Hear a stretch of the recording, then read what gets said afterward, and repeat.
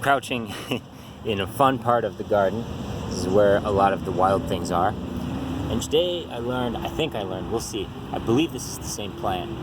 Someone had asked in this plant identification group on the social network known as Facebook.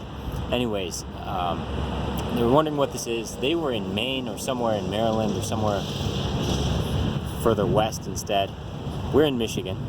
But this is called, if I'm not mistaken, or at least the plant that I might be confusing it with, is called American Burnweed.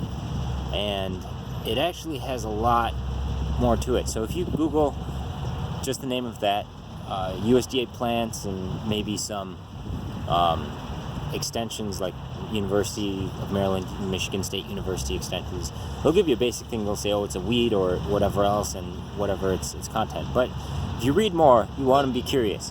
What were there any medicinal properties, or what else was its history?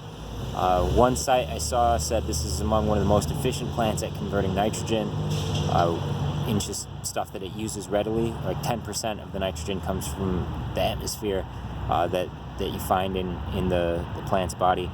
And also, this had a lot of medicinal properties that I don't remember almost any of at this point. But also you could use it, for some reason, it could be used as a blue dye for cotton, from what I heard. So very interesting to me.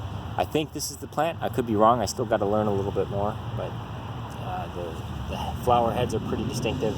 It reminds me of a mix between looking at dandelion, so the yellow flowers, and how they become puffy right there.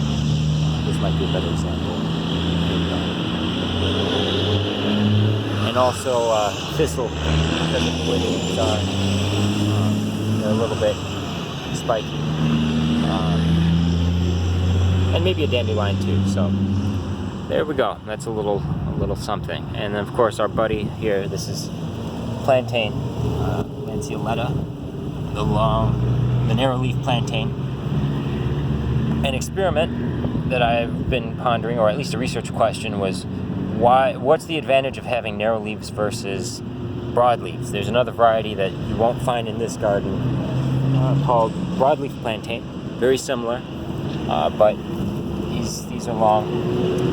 Here we go, there's a better example. These are the long Plantago lanceolata variety. And I realized, well, you know, a garden or a prairie is sort of a microcosm on a different scale of what a forest eventually becomes. And if you're able to grow tall quickly above other plants, and also, you know, you're not exposing so much of yourself that all of your water evaporates as a leaf. Having the narrow leaf is an advantage because, one, you can grow tall quickly, and then two, you don't have so much surface area that it gets baked off by hot prairie sun and direct sun exposure. So when you're in a parking lot or a field, keep an eye out. You might see these, or you might see the broadleaf variety, and if you want, I'll post a link to show the differences. And just ask yourself, what are some of the advantages or differences, or why would there be one kind and the other, and what's the advantage? It's the big evolutionary question.